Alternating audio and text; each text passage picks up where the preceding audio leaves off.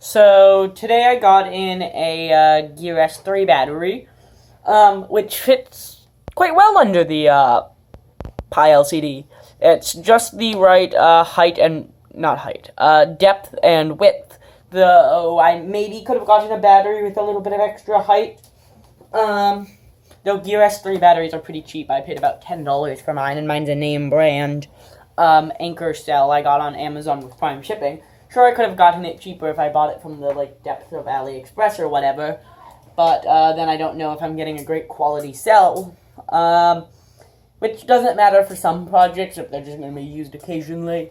But I did want a half-decent cell with somewhat of a reasonable capacity in here. So I elected to buy the anchor cell on Amazon. And besides, $10 was around my budget for a battery. And the good thing about this battery as well is because it doesn't completely fill out the height, the stylus fits not super snugly, but a tiny bit snugly between it and the LCD. So I'll take that into account when designing my case with a little bit of a stylus holder here so I can pull it out the bottom. Because I will 3D print an enclosure for this, so it's just not exposed electrical. I think I mentioned that electronically this project is pretty much done. You may notice I have an iPhone 4 here that will be relevant later. I'm just going to put it to the side for now. So electronically this project is pretty much done. I will still probably add a slide switch for power, because I kind of need one of those, and I may add a diode just in case I plug in the Pi power here, which I can't really do because my cutout is awful, or if I plug something that gives power instead of takes power into the USB ports up here, I don't end up blowing up my charge controller because I don't know if that actually has a diode on it. I would hope it does, but this is like a 50-cent charge controller that actually did come with an enclosure for an 18650. So 50 cents with a little plastic enclosure, you know, they cut cost wherever possible, is what I'm trying to say, on that charge controller. So I would rather have a diode just to be safe. I did an awful job soldering the connectors onto the, Galaxy S3 battery. They're very hard to solder too.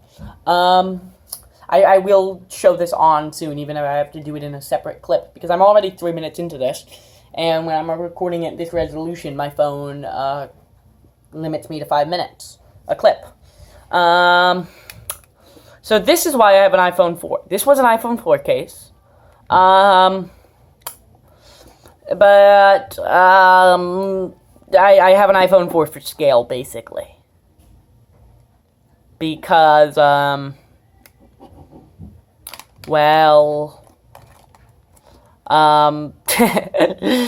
this is physically massive, and a little bit unwieldy. It's actually not significantly heavier than the iPhone. It is heavier, but actually no, it's heavier. And it's not as much. It's a lot less dense than the iPhone, seeing as it's like 3 times the size. It's definitely not 3 times as heavy, but it is heavier. But then it's a lot more modular than the iPhone as well, because of course it was built by hand with off-the-shelf components, so you would expect it to be a lot more modular. And I used connectors wherever possible, which is why I have a lot of these JST connectors here. I bought a lot of these connectors by mistake. I was trying to buy JST 2.5 pH, I believe these are, connectors, and these are 1.25, and but this is a good use for them, and they are slowly being used up.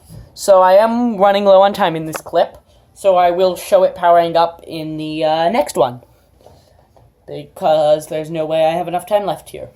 And I will show you why I need a switch in the next one as well, because in order to power it up right now, with the way this charge controller is, there's no button on the charge controller, it just monitors for a load, which is why I need a switch. Yeah. I'm probably going to stop the clip now, but that stops it being exactly 5 minutes, and I like all these clips to be exactly 5 minutes, because, I don't know.